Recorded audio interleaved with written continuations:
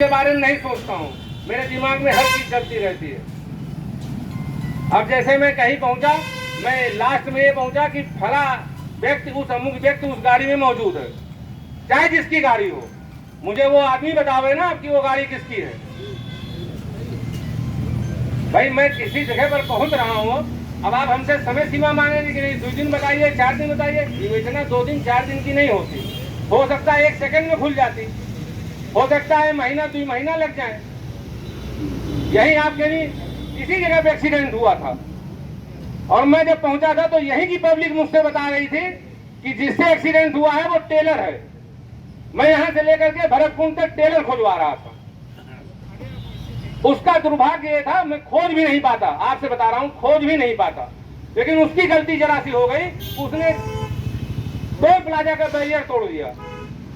मेरा दिमाग तुरंत ठंडा कि टोल प्लाजा का बैरियर भाई क्यों तोड़ दिया कोई, इसका मतलब कि वो स्पीड से भगा है। मैं उसी गाड़ी को कैच किया, वही गाड़ी निकली। वो लाख चिल्लाते रहे, मैंने कहा तुम्हारी गाड़ी ही एक्सीडेंट की है, मैं किसी दशा में नहीं मानूंगा। तुम्हारा ड्राइवर कहाँ पता मुझे बताओ, जितनी लोकेशन बताया मैंने सब निकलवा लिया, सब रंग निकली। लेकिन जब मैं किसी चीज को प्रोड्यूस करूंगा, कोर्ट में ले जाऊंगा, तो कोर्ट में मुझसे सबूत मांगा जाएगा हर चीज का। मैं ऐसे नहीं कि मैं किसी आदमी को पकड़ के लेके चला जाऊंगा, कोर्ट में पेश कर दूंगा और कोर्ट मान लेगी इस चीज को। मुझे सारे सबूत देने पड़ते हैं।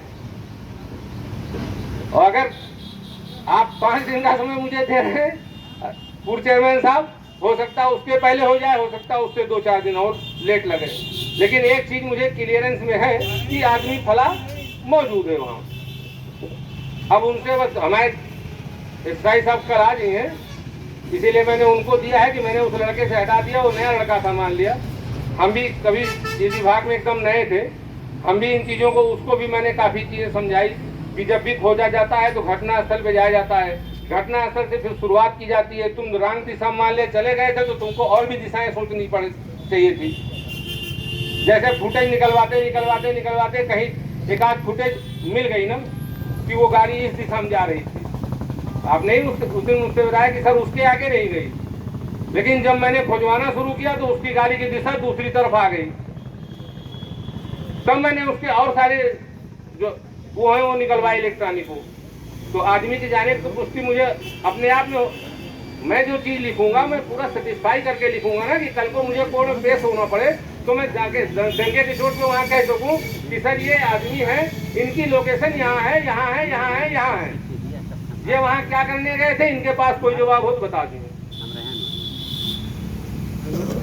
तो आप धैर्य रखिए, आप निश्चिंत रहिए।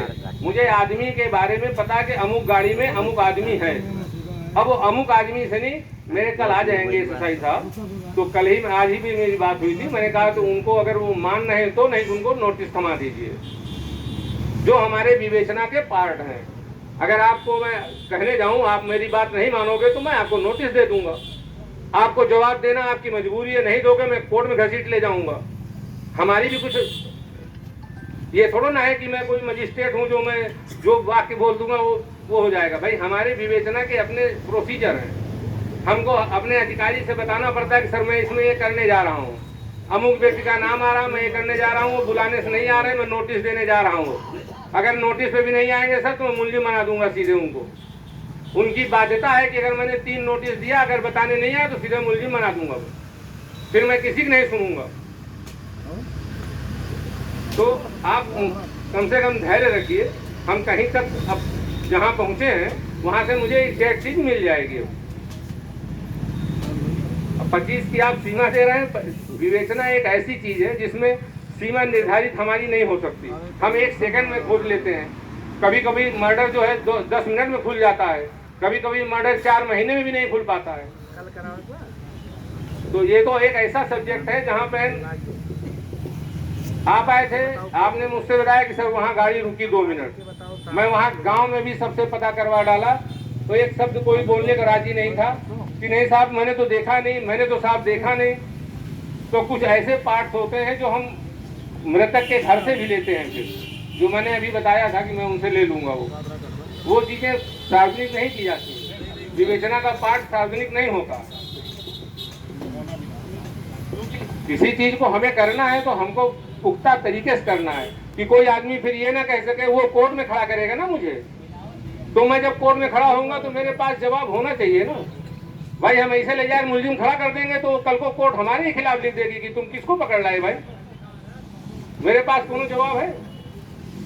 और मैं इसी जनपद की बात बता रहा हूँ, पकड़ा हुआ मुलजिम मैं लेके गया था कोर्ट में और मजिस्ट्रेट मेरे ऊपर फालिन हो गई, तुमने कैसे इसको पकड़ लिया, फर्जी पकड़ के ले आए। मैंने कहा पहले पूरी केसदारी पढ़ लीजिए मैडम, केसदारी के बाद पढ़ने के बाद अगर आपको लगता हो तो मेरे खिलाफ लिख दीजिए जो लिखना हो आपको। और जब पढ़ी तो उसके बाद कोर्ट साहब को बुलाई, कहें कि अरे इसने तो ऐसा लिख दिया, कहें जो उसने लिखा है जो सही था वही तो लिखा है, अब आपको जो कार्रवाई करनी हो करो। वही डाउन होना पड़ा उनको, और नहीं पहले मेरे ऊपर फालन थी कि मैं तुम्हारे खिलाफ अभी लिख रही हूँ एसएसपी को। लेकिन जो हमारी पुख्ता चीजें रहेंगी तो कोई कुछ कर नहीं पाता है फिर। तो हम किसी हद तक पहुंच रहे हैं, आप धैर्य रखिए। ऐसा नहीं है कि वो अमन वर्मा किसी दूसरे का बच्चा है तो मुझे वो सिंपैथी नहीं होती। कोई भी आदमी जो भी पीड़ित होता है उसी से मुझे सिंपैथी होती है, मुझे दूसरे सिंपैथी नहीं होती है। और इसका प्रमाण अगर आप इनसे पूछ लीजिएगा, और दादाजी बैठे हैं, मुझे जिस तरीके से बात नहीं करनी चाहिए मैं उस लहजे में बात किया था। आपसे अच्छा और आप दादा से अच्छा कोई नहीं जानता होगा।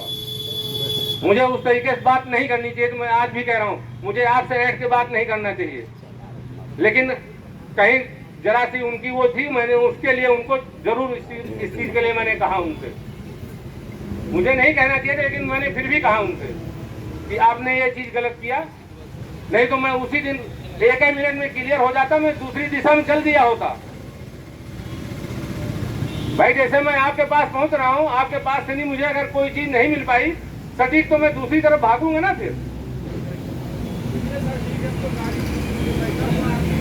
अब क्लियर है उसमें, भाई वो क्लियर भी बता दूं, वो कोई आपसे मैं कह दूं जो देखे हैं उनको बयान देने में हालत खराब हो जाएगी। अभी मैं मांग लूंगा कि आप बयान दीजिए, मेरे बयान से मुकदमा नहीं चलता है, मैं विवेचक हूँ, मेरे बयान से मुकदमा नहीं चलेगा, आपके बयान से मुकदमा चलेगा, आपसे मुझे लेना पड़ेगा।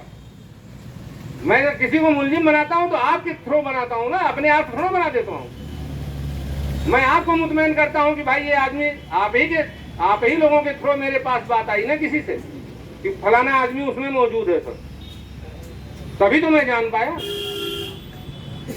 फिर मैं अपने साइंटिफिक उनका उपयोग किया तो मैंने देखा कि हाँ वो व्यक्ति वहां मूव कर रहा है। मैं अपने पुख्ता सबूत इकट्ठा करता हूँ फिर कि भाई आदमी अगर हम कल को किसी से बात करें तो वो कहे तो हम उसको जवाब दे सकेंगे भाई ये कहाँ है आप यहाँ। तो आप धैर्य रखिए अध्यक्ष जी, आप लोग धैर्य रखिए, काम होगा। ऐसा नहीं कि अमन वर्मा के लिए हम नहीं लगे हैं। किसी का भी बच्चा मरता है, किसी के घर में वो होता है तो हम लोगों को भी कष्ट होता है। मैं भी किसी परिवार से ही हूँ, मैं कहीं ऐसे जगह से नहीं आ गया हूँ जो मेरा कोई परिवार नहीं है, और हर आदमी जानता है। और जो मेरे बारे में जो अभी कह रहे थे कि बहुत अच्छे होते, मैं किसी अच्छे के लिए नहीं हूँ। मेरे लिए जो आदमी बुरा होगा तो वो बुरा होगा। अगर किसी ने गलत कर दिया है तो मेरे पिताजी भी आ जाएंगे तो भी मैं उनको मुलजिम बना दूंगा, क्योंकि मैं कानून की भाषा चलता हूँ, मैं किसी के लिए वो नहीं हूँ। इसीलिए लोग कहते हैं पुलिस की दोस्ती बहुत खराब है, तो हमसे दोस्ती करने वाला भी इस चीज में ना रहे कि वो मेरा दोस्त है, मेरा परिचित है, अगर उसने गलत कर दिया तो मैं बख्श दूंगा, किसी दशा में नहीं बख्शूंगा, उसके खिलाफ कार्रवाई निश्चित हो जाएगी। और ये चीज यहाँ की जनता से अधिक कोई नहीं जानता होगा, मुझे लगता है सभी लोग जानते होंगे। जो नहीं जानते हो वो भी ये जान लें कि मैं किसी के प्रति कोई वो नहीं रखता हूँ। जो फंसा, अगर गलत किया तो फंसा, मेरा सीधा उद्देश्य। तो आप धैर्य रखिए पूर्व चेयरमैन साहब, मुश्किल से आपने 25% समय मुझे दिया है, हो सकता है 25 के पहले ही क्लियर हो जाए। मैं कहता हूँ कि हो सकता है 25 के पहले क्लियर कर दूं। भाई एसएसआई साहब आ जाए बस, उसके बाद अगर वो मानेंगे तो, नहीं मानेंगे उनको बताना मजबूरी होगी। भाई आप गाड़ी में बैठे हो